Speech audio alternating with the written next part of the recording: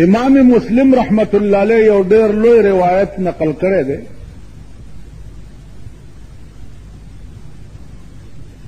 چې یو سړی و هغه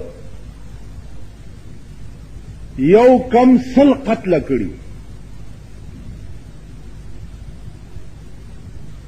او یو کم سل قتل پس دتا سوچ ورغی چې او ظالمه دا به تر کومه پورې ته دا ظلم کوي اراده یې وکړه چې توبه وباسم او چرته خلق پکار دی چې د هغې په لاس باندې زه د خپلې ګناه اعتراف وکړم او توبه وباسم په لاره روان دی اوس یو شیخ په لاره مخې ته ورغلی دی ورته ویل حضرت زه خو یو کم سل قتله مې کړي دي او اوس توبه وباسم شیخ ته بنډه کړې ده ورته وی ظالمه ستا توبه کوم ځای کې قبلي ورک شه مخې نه مې پناه شه دې سړي ورته ووایي چې ښه ده نو دا یو پکې کم ولې دی بیا چې پوره سل یې کمه شیخ نے دا سټو والو مړی کو په لاره روان دی نو بیا اوس زړه کې وایي چې یا الله دا یو ظلم خو مې اوس بله م وکړو څه اهل الله ورته په مخه راغلي دي نیکان او بزرګان هغوی ته اسلام علیک والیک کړی دی او دا خبره یې ورته کړې ده چې حضرت ما سل قتل کړي یو مې اوس وکړو او اوس مې دا نیت دی چې زه توبه وباسم هغې ورته وویلې چې د الله رحم او کرم چې دی هغه ډېر وسیع دی او ستا توبه به بالکل خدای قبوله کړي اوس دې مقام باندې یو سوال دا واردېږي چې قتل چې دی دا حق العبد دی نو پردی حق چې دی هغه خو خدای نه معاف کوي چې تر څو پورې هغه سړي ورته پخپله معافي نه یې کوي نو په توبه باندې به ګویا قتل څنګه معاف شي علماء لیکي چې دا بدارنګ معاف کیږي چې الله وغواړي د چا د توبې قبلول نو دغه ستا باندې چې د چا حق دی دته به په جنت کې یو ځای وښیي دی به تقاضا وکړي چې یا الله دا ځای ماله راکه نو الله به ورته وفرمایي چې دا ځای به هله درکم چې دې سړي ته معافي وکړي نو دی به وایي چې یا الله ما معاف کړی دی خو ماله دغه ځای راکړه الله به دا رنګ جوړ کړي سړي دپاره او دی به پې معاف کړي نو عرض دا و چې انیکانو ورته ویلي چې د الله رحم چې دی هغه ډېر وسیع دی قرآن کې راځي قل یا عبادی الذین اسرفوا علی انفسهم اے پیغمبره د خپلو بندگانو ته ووایه چې تاسو په خپل ځان زیاتی کړي دي نو لا تقنطوا من رحمت الله دا الله د رحمت نه مه ناامیده کېږئ په لاره روان دی نو بیا اوس زړه کې وایي چې یا الله دا یو ظلم خو مې اوس بله م وکړو څه اهل الله ورته په مخه راغلي دي نیکان او بزرګان هغوی ته اسلام علیک والیک کړی دی او دا خبره یې ورته کړې ده چې حضرت ما سل قتل کړي یو مې اوس وکړو او اوس مې دا نیت دی چې زه توبه وباسم هغې ورته وویلې چې دا الله رحم او کرم چې دی هغه ډېر وسیع دی او ستا توبه به بالکل خدای قبوله کړي.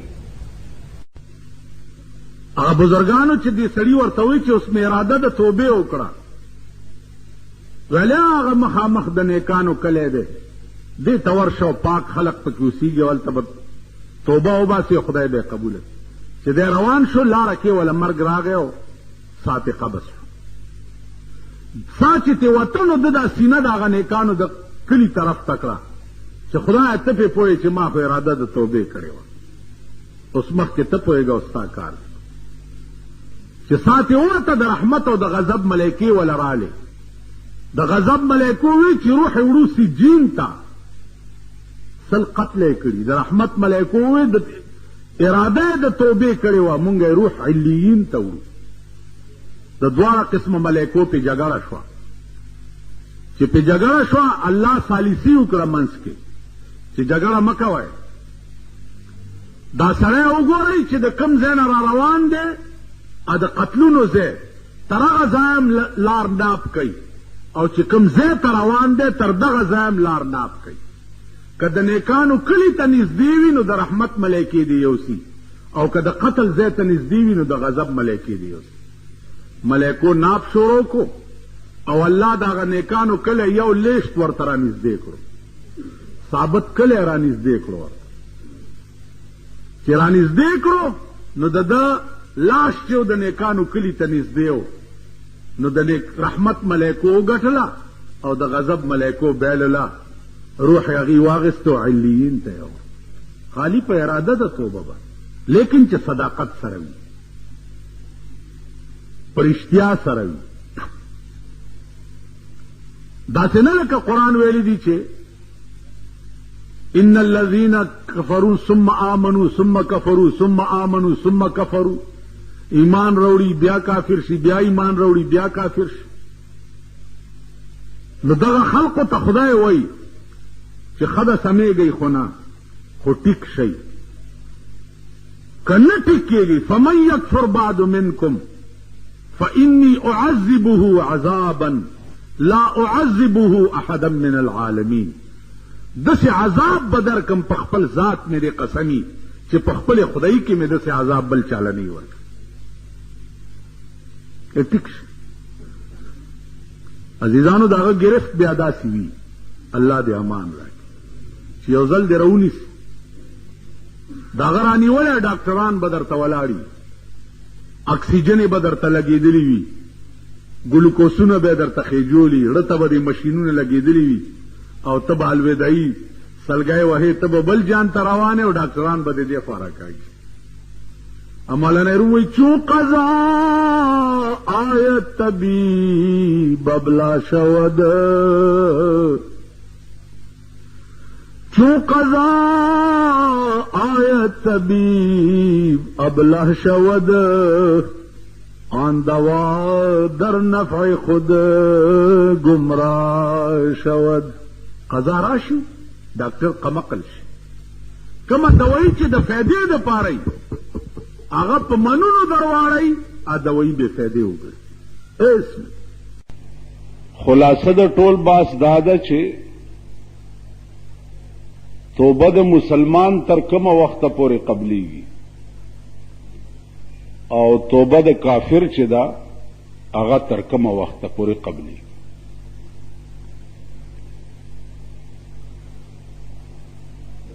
اوس دا یو ټکی یاد لرئ چې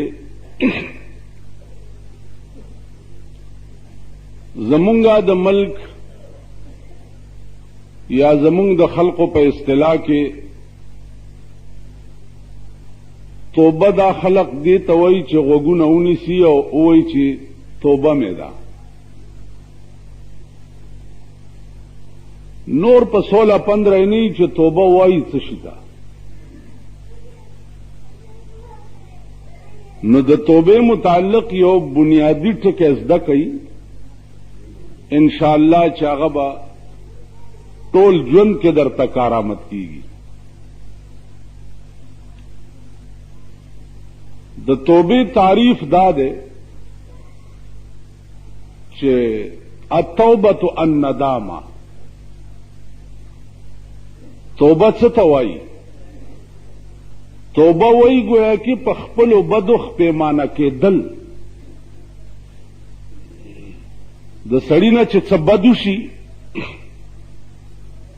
او دی په پیمان شي چې دا ما غلطي کړې ده، دې ته توبه وایي.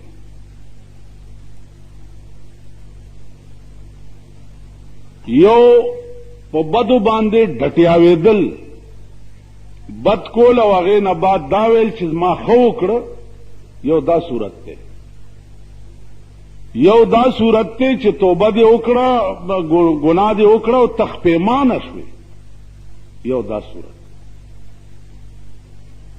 جناب رسول الله صلی الله علیه وسلم فرمایي چې په بدو باندې سړی خپیمان شي، مثلا زنا دې وکړه او ته په خپیمان شو چې اوف دا دې څه وکړه. شراب دې وڅښل او ته په خپیمان شوې چې اوه دا دې څه وکړل، دې ته توبه وایي.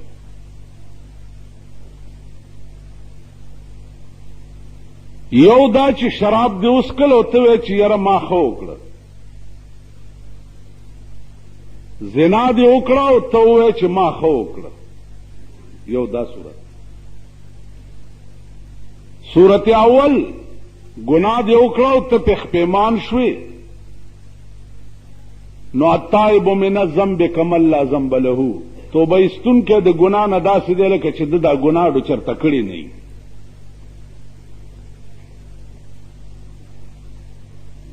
اوس ګناه دې وکړه او ته پې باندې ګویا کې غاویر شوې چې دا ما ډېر ښه وکړه، نو د هغې متعلق مسله دا ده چې ګناه ته ښه ویل، هلکه دا شراب دې ولې وڅښل او ته وایې چې ما ښه وکړه، نو په ټکي کافر شوې. یا گویا کې زنا دې وکړه او چا درته وویلې چې هلکه دا زنا دې وکړه ظالمه دا ولې، او ته ووایې چې ما ښه وکړه، نو په ټکي کافر شو. تاسو خیال راغی؟ او یو دا چې ګناه دې وکړه او بیا په خپیمانه شوې چې دا ما بد وکړه، نو د دې حدیث لاندې به راځي چې التائب من الذنب کمن لا ذنب له. توبه ایستونکی د ګناه نه داسې دی لکه چې ده دا ګناه ډو چرې کړي نه.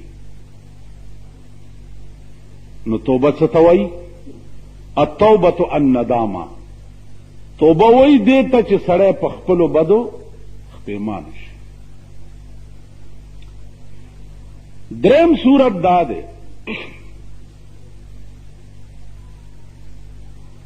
چې یو سړی ګناه کوي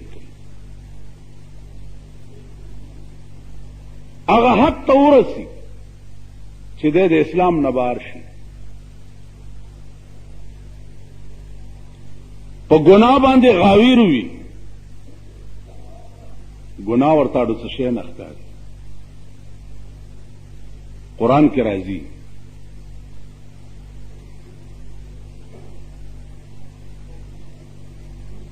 الله فرمایي چې اے پیغمبره دې قوم ته ووایه فمن یکفر بعد منکم،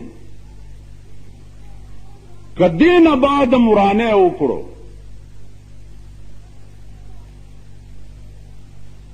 دین بعد مرانه وکړو، نو څه چل به در سره کوم؟ فانی اعذبه عذابا لا اعذبه احدا من العالمین. که دین پس مرانه وکړو نو داسې عذاب به درکم چې په خپل خدای کې به مې داسې عذاب بل چاله نه ورکوي. الله دې امان راکړي. فمن یکفر بعد منکم، دین بعدم کورانه وکړو، نو فإن عزیزانو په ټول قرآن کې چې تاسو وګورئ د دې نه خطرناک آیات بل نشته.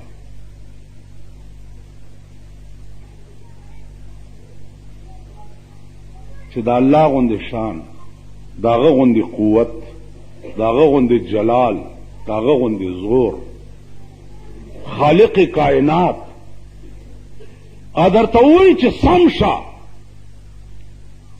او که نه سمېږي نو داسې عذاب به درکم چې په خپل خدای کې مې داسې عذاب چاله نه ورکړي.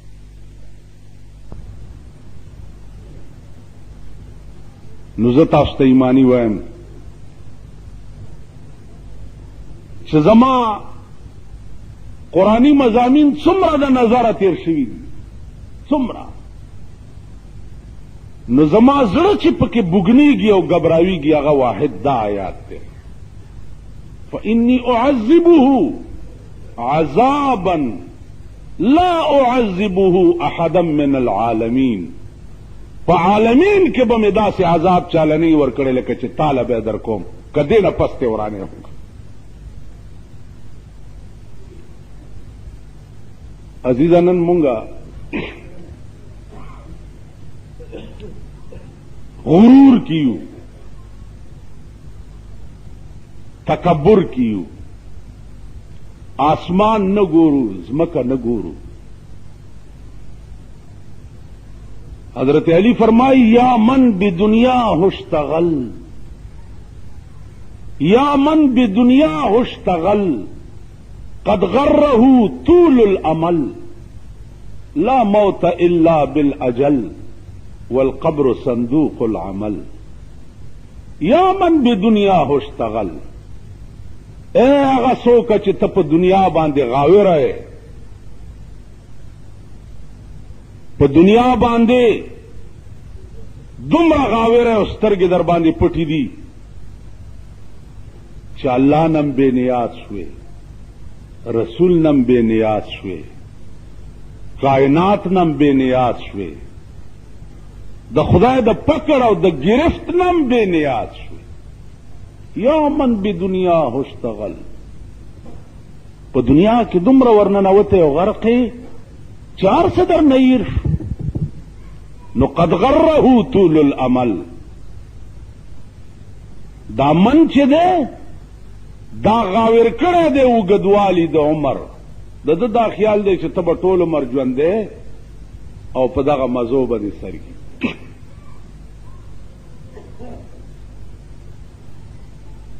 نو ټول عمر ژوند دا صرف د خدای ذات دی، که بل څوک شته؟ جی ټول عمر ژوند صرف د خدای ذات دی. ټول عمر په یو حال دا صرف د خدای ذات دی. دا الله د ذات نه سوا ټول عالم حادث دی، او حادث معنا دا ده چې وقتاً فوقتاً پکې تغیرات راځي.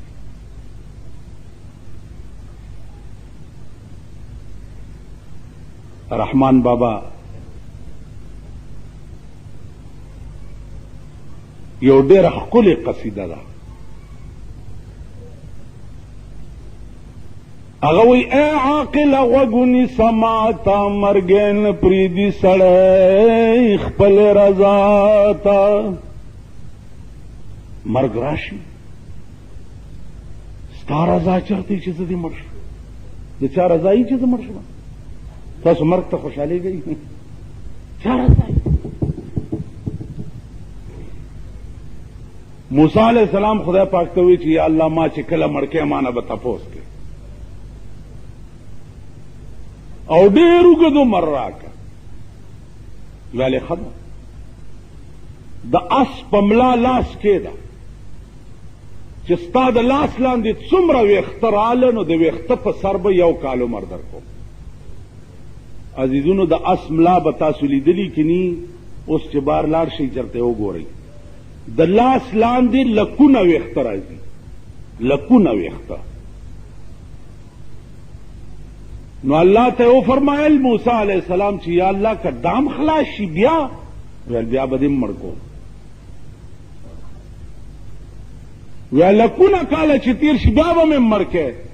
ویل زما قانون دا دی موسی چې کل من علیها فان ویبقى وجه ربک ذو الجلال والاکرام. کل من علیها فان. اے پیغمبره دا څه چې ته ګورې دا به فنا شي. ویبقى وجه ربک ذو الجلال والاکرام. داسې وخت به راشي چې صرف ستا د پروردگار ذات به باقی وي، نور به هر څه فنا شي. عزیزانو دا ملائکې، دا بنی آدم، دا پیریان، دا آبادیانې، دا ټول کائنات به نیست و نابود شي، صرف د خدای ذات به باقی وي، د هیڅ شي وجود به نه ښکاري، د هیڅ شي وجود به نه ښکاري. دا به په یو شپېلۍ د اسرافیل علیه السلام دا ټول کائنات ختم شي، په یو شپېلۍ. هغه د شپېلۍ آواز به داسي، الله دې امان راکړي، چې هغه آواز به ټول کائنات واوري او په هغه آواز به هر څه ختم شي. نن خو ته یریږي د ایټم بم نه او هایډروجن بم نه او پلانی نه او ډنګړي نه.